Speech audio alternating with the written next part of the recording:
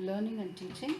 This is for B.Ed first year, exclusively for Pondicherry University, Vasavi College of Education, Pondicherry. So this is Unit 1, Development of Learner and Learning. Under Part 4, we will be learning about nature and nurture, continuity and discontinuity issues, growth and maturation, implications for teachers to develop holistic understanding of the learner in context.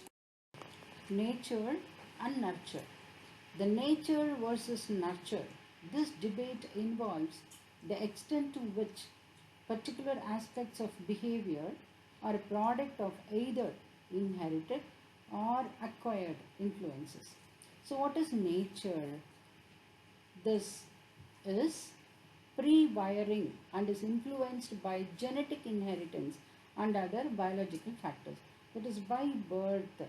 It is whatever has been inherited, the genetic qualities that will influence the learning. That is nature. Nurture is supporting, developing by the external influence. So nurture is generally taken as the influence of external factors after conception, that is after the birth, the product of exposure, life experiences and learning on an individual. So nature is the innate potential, by birth what you acquire, and nurture is by the support of the external environment what you acquire. Nature versus nurture. The extent to which human behavior is the result of heredity versus environment. So heredity is nature, environment is nurture. So nature is the internal processes that guide development according to the genetic code. Nurture is external processes that influence the development. But developmental psychologists, they reject the idea that behavior is the result of solely one or the other. That is, solely by nature we are not learning, and solely by nurture also. So nature is also should be there, nurture is also should be there. So both needed for a complete development. So this picture gives an idea like from how nature to nurture goes from biological to social learning. So biological, this is nativist, from nature only. Biological is the genes and brain structures, that is innate genetic quality.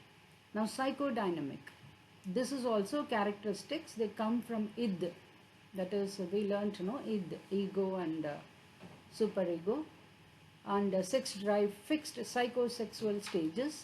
But parenting is very, very important. So from nature it is slowly shifting to nurture. Then cognitive, so here nature will also be there, nurture also will be there. How nature is there?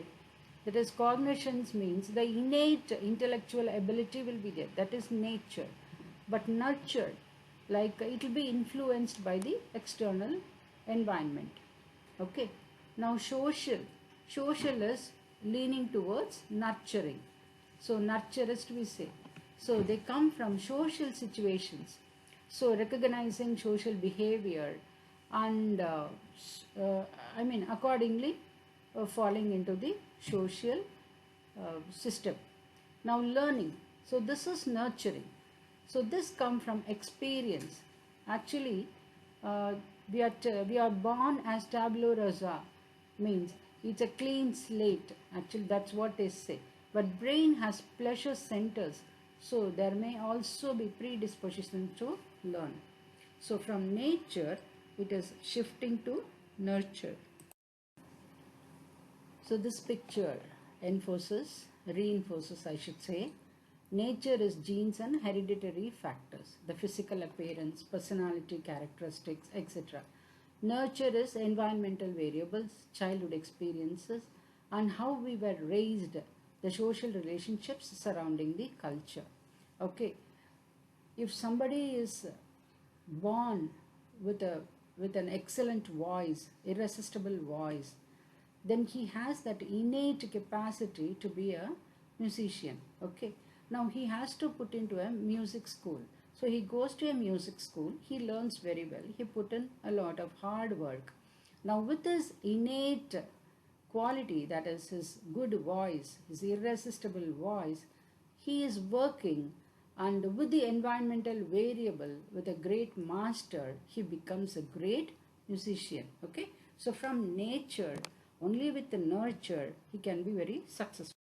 So next, let's come to the continuity and discontinuity issues. Continuous development. So it's a cumulative process. The changes are gradual. But discontinuous development sees our development as taking place in specific steps. Changes are sudden, it's not gradual. The continuity view says that change is gradual, that is, children become more skillful in thinking, talking, or acting much the same way as they get taller. The discontinuity view sees development as a more abrupt, a succession of changes that produce different behaviors in different age, specific life periods called stages. So discontinuity talks about stages. So again the same thing, the continuity versus discontinuity. Discontinuity happens at stages. In continuity, it's a very smooth one. It's a relatively smooth process without any sharp or distinct stages through which an individual must pass. It's a matter of quantity. The older the child, the more skills that they develop, okay? It will be developed by the child. Discontinuity. Development is a series of discrete stages. That is, it will stop abruptly, then again it will start. Then again it stops. So each of which is characterized by at least one task that an individual must accomplish before progressing to the next stage. Now children pass through critical periods in development.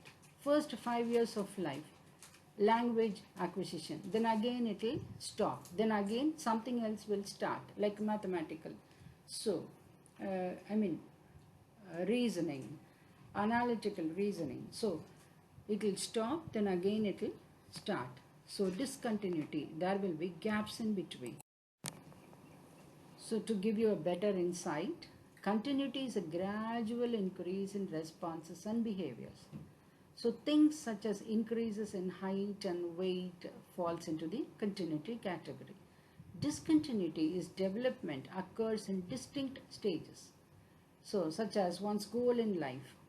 It might change as we move through lifespan. So if a child is in 5th standard and you ask him what he would like to be, he might say he would want to be an engineer. Then after 10th, if you ask him, he will say, I want to be a pilot. So it changes, discontinuity. The question about whether your personality has changed since you were 5 years old is a question about continuity, whether it remained the same or it changed. If it's changed, it is discontinuous. Now this picture gives you an idea, continuous versus discontinuous. From infancy to adulthood, there is no gap at all. It's a smooth curve. Now discontinuous, there is gap. It's a step 1, okay? So from step to step you move and there is a gap. In continuous process, each new event builds on earlier experiences in an orderly way or a gradual improvement. So this is quantitative and smooth, like height, weight as well. Discontinuous process, development occurs in discrete steps or stages. So each stage is qualitatively new sets of behavior. So it is qualitative. What's quality? Like quality is honesty, okay? So honesty and your punctuality. So these are your qualities. We often hear people talking about children going through stages, that is sensory motor stage and other adolescent stage and all that. So these are called developmental stages, that is periods of life initiated by distinct transitions in physical and psychological functioning. Psychologists of the discontinuity view believe that people go through the same stages in the same order but not necessarily at the same rate. What does it mean? Like everyone here go through the same stages. That is, we all go from early childhood to middle childhood to adolescence and sensory motor stage to other stage, in the same order only, that is from the lowest to the highest, but not at the same rate. Some may grow matured very early, but some may be very late. So the rate may be changing between person to person. Now Jean Rousseau, he introduced a new view of child. He says children are not blank slates or empty containers to be filled by adult instruction. Instead, they are noble savages, naturally endowed with a sense of right and wrong and an innate plan for orderly and healthy growth. So they have a plan and they know what is right or wrong. They have the sense. It was a child centered philosophy of Rousseau, and in which the adult should be receptive to the child's needs at each of the four stages, that is from infancy, childhood, late childhood and adolescence. Rousseau's philosophy includes two influential concepts, that is stage, that is discontinuity, and maturation. Now maturation refers to a genetically determined, naturally unfolding course of growth. He saw children as determining their own destinies. He viewed development as a discontinuous, stage-wise process that follows a single, unified course mapped out by nature. There are a number of arguments that biological and environmental factors have strongest influence on child development. John Locke, he viewed the child as a tabula rasa, blank slate. According to his idea, children begin as nothing at all. Their characters are shaped entirely by experience. So, Locke saw parents as rational tutors who can mold the child in any way they wish through careful instructions and effective example and rewards for good behavior. So according to him, development is continuous. Adult-like behavior are gradually built up through the warm, consistent teaching of parents. So his view of the child as tabula rasa led him to the champion nurture, the power of the environment to shape the child. So Locke says about nurture and Rousseau talks about nature, and Locke says about continuous and Rousseau talks about discontinuous. So this gives a clear idea. Continuity, it's a gradual change. From seed to the tree, it's a gradual change. But here it is rapid and dramatical change, like from the worm, the bug, and butterfly, also caterpillar to butterfly. It's a rapid and dramatical change. Okay, a caterpillar changes into a butterfly. It's a discontinuity. Now let's talk about growth and maturation. In psychology, growth and maturation are a little bit different. Growth is the physical process of development, particularly the process of becoming physically larger. So it is quantifiable. That is, it can be measured, and it is mostly influenced by genetics. That is, if the father is tall, naturally the son or daughter will be tall only. Okay. So if they are a little bit fat, then they have they may be also fat, on the fatter side. Okay. So it is influenced by genetics, and you can measure the height, you can measure the weight. So it is quantifiable.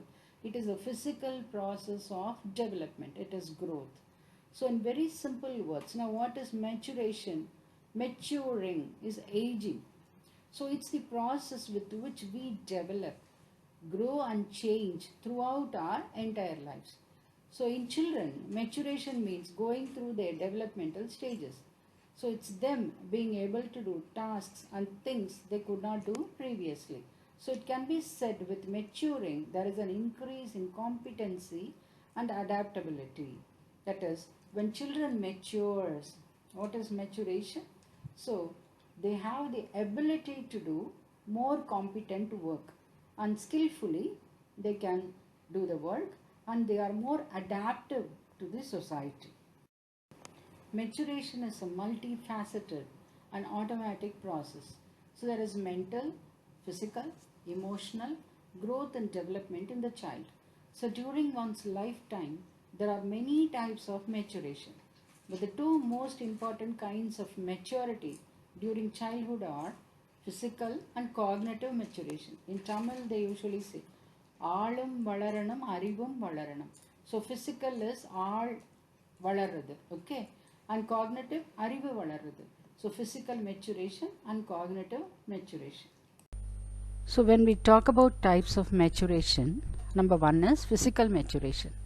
So as the name suggests, it indicates the physical development and growth that we go through as we get older. A child goes through some very distinct physical maturity as they progress through all their development stages from infancy, childhood and middle childhood and adolescence. In early stages of development, a child depends majorly on reflexes, that is sucking the thumb. Likewise, as they age, they develop their motor skills and coordination. So slightly, slowly they will they will try to pick some objects. Likewise, so the motor skills will develop and the coordination between hand and mind, so body coordination will be there. They also grow taller and add more weight as they develop. Their body goes through hormonal changes as they leave adolescence and enter early adulthood. So cognitive maturation is the maturity of the brain, the cognitive development from birth to adulthood. So how the babies think, learn, interact with their environment. Some important aspect of cognitive development is the processing of information and language development, reasoning skills, development of intellects and memory. So the process of cognitive development begins from infancy. The infant uses reflex only, the sensory organs, to explore their surroundings. By 3 months, they can actually distinguish faces and sounds, so it just improves. As they go through adolescence and their teenage, the cognitive development continues. So each stage is earmarked with certain benchmarks that the teachers can focus to chart the child's cognitive maturity. So whenever we talk about development, it is growth and maturation, and it's a term referring to the progressions and regressions that occur throughout the lifespan. Progression means what? Means the increase in size. The regression is the decrease. Okay, so progressions means upward movement, regressions backward movement. So that occur throughout the lifespan. Growth is the structural aspect of the development. It talks about the physical aspect. Maturity talks about the mental aspect. Implications for teachers to develop holistic understanding of the learner in context. Implications means suggestions. Okay. Any approach to education must ask itself, what is the goal of education? Why we are giving education? Why people are getting educated? Holistic education aims at helping students be the most that they can be. That is the highest they can be. Maslow says that this is self-actualization. So education with a holistic perspective is concerned with the development of every person's intellectual, emotional, social, physical, artistic, creative and spiritual potential. So it seeks to engage students in the teaching learning process and encourages personal and collective responsibility. So the total all-round development is called holistic development, and how the teachers should support a learner to attain holistic perspective, holistic learning.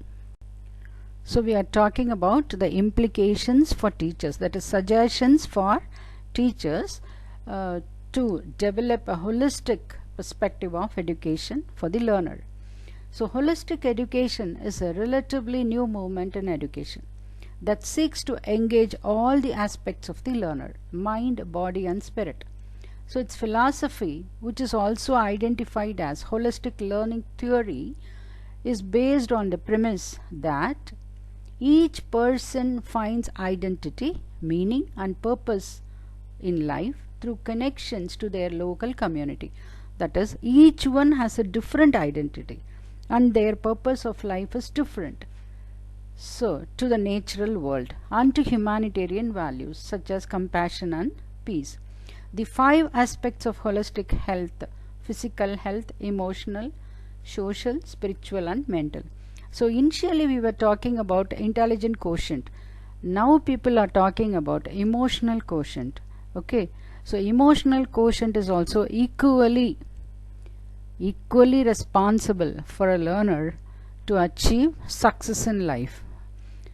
So when it comes to holistic health, we are looking beyond the physical body and are addressing physical, emotional health also, social health also, spiritual and intellectual health.